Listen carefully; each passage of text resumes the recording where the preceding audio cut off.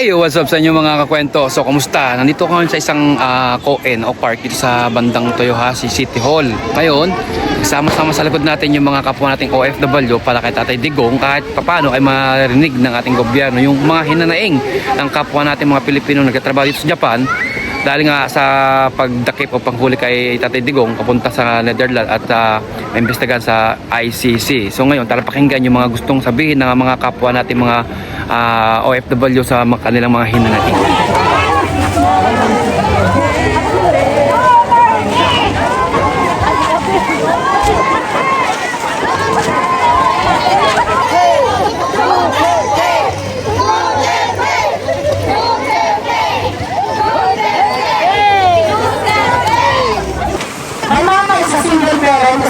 Maaari namatay ang daddy ko because ganun kagulo ang Davao.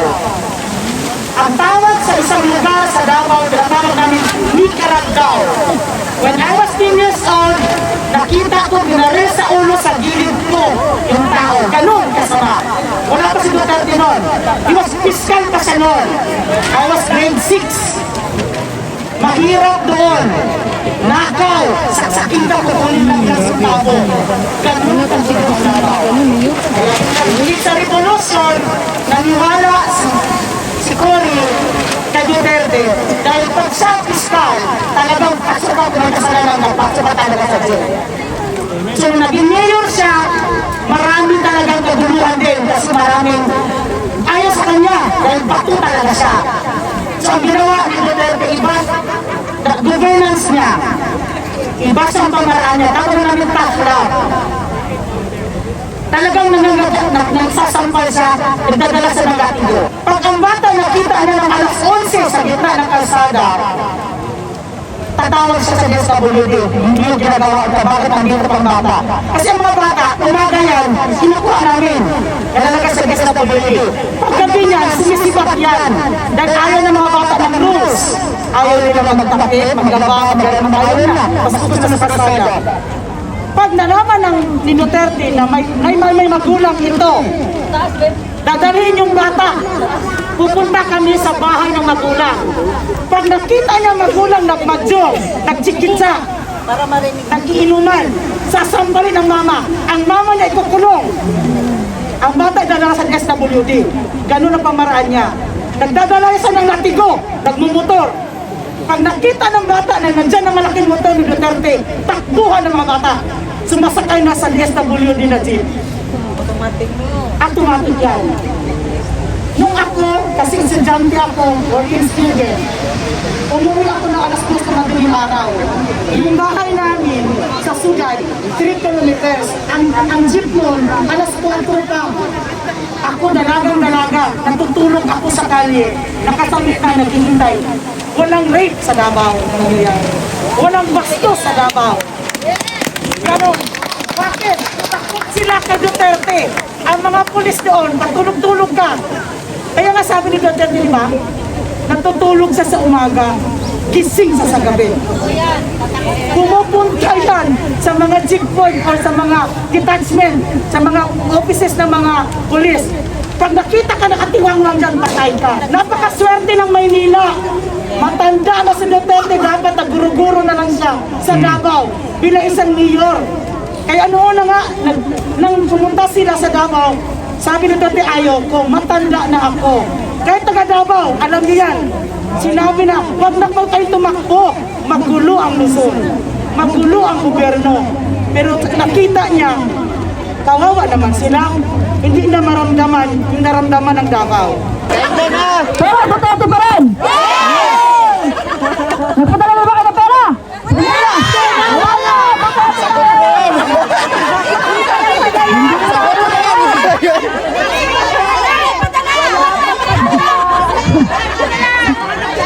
Basta, yun lang naman ang ating pwedeng may ambag tayong mga bilang OFW na nagtatrabaho sa ibang bansa.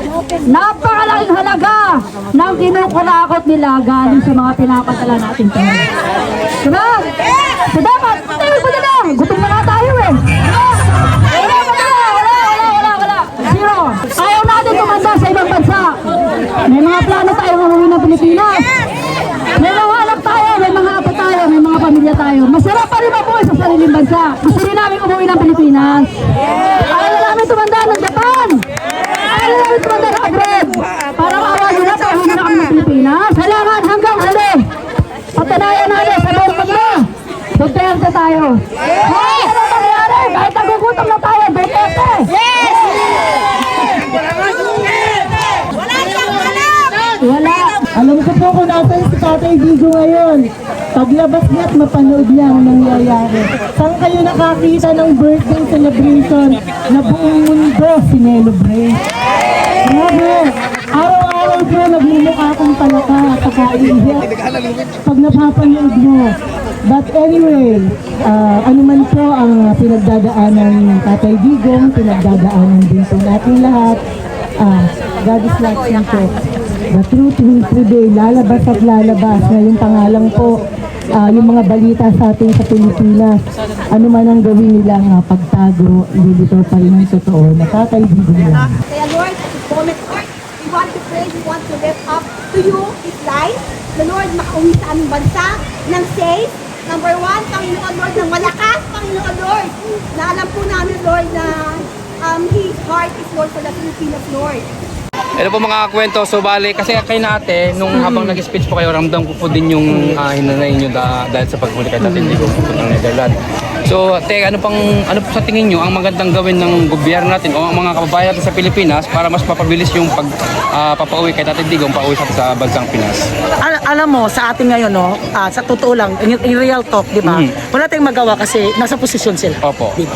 So, sa atin, maging wiser tayo ngayon kasi may eleksyon. Opo. Isa sa akin, suggest ko lang nasa inyong kamay, lalo mga Pilipino na sa Pilipinas, nasa atin ang kamay, ang judgment. Ibuto ninyo, ilagay nyo ang mga taong nakarapat-dapat na manuklok sa posisyon. Yung mga tamang tao na, magsirabiro kayo, mag-ano kayo kung sino yung karapat-dapat para maibalik natin yung hustisya na dapat na maramdaman ng mga Pilipino, lalo na sa kay PRD.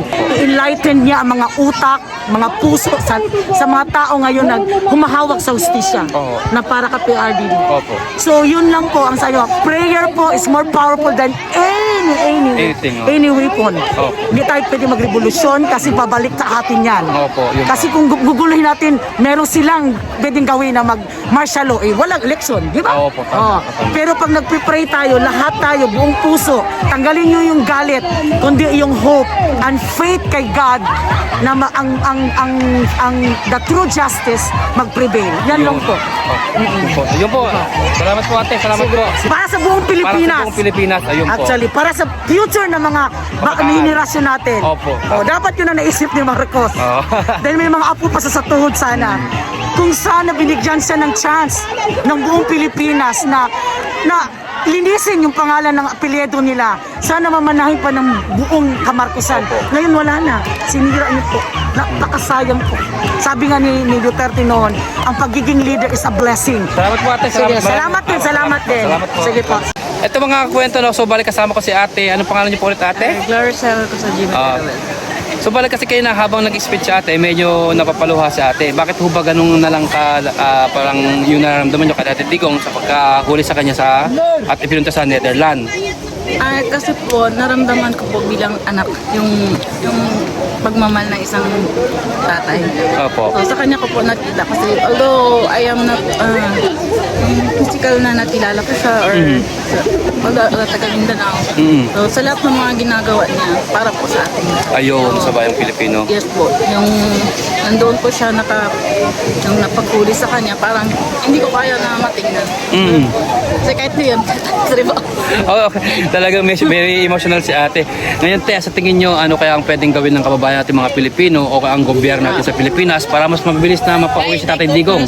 Sa ginagawa natin yan, isa na rin yun sa mga malaking tulong. Na, yes po, Kay yung Tatay pagsama-sama natin lahat sa buong mundo ng panawagan sa lahat ng mga Pilipino na ibalik si Tatay Digong sa Pilipinas. Ayun, salamat. Maraming salamat po. Ito mga kwento kasama natin si Kuya. Kuya, anong pangalan mo Kuya? Don, tawagin mo ako sa pangalang Don. So Kuya Don, kasi kayo na Kuya, habang hawak mo yung bandera ng Pilipinas at sumisigaw tayong Duterte, Yes, po. napansin ko po na habang sumisigaw ang Duterte at hawak ang bandera ng Pilipinas ay masaya ka. Ngayon, Oo. Anong nararamdaman mo ngayong si Tatay Digong ay hinuli na at dinala sa Netherlands at inimbestigahan ng ICC? So, para po sa akin, no? Kasi yung nangyari kasi kay Tatay Digong, masyadong emotion eh. Nangyari. Kasi noon makikita naman talaga natin nung panahon ni Tatay Digong talaga siya yung Pangulo. Kitang-kita natin yung epekto talaga ng Pilipinas. Massive effect kumbaga. Kasi pinagsabay-sabay niya yung pandemic. Pinagsabay-sabay niya yung Belt program niya. Opo. Tapos andyan pa yung mga corruption sa atin. Pinahinto niya lahat. Lahat ng mga criminality, lahat ng mga kumbaga kumukontra sa kanyang gobyerno para doon sa kumbaga sa pag-angat ng ating bansa. Lahat 'yun. Talagang inano niya, dinurog niya lahat. Yan. Lahat ng ginagawa ni Tatay Oo. Digong ay para sa mga bayan Tama. Pilipino. Ano?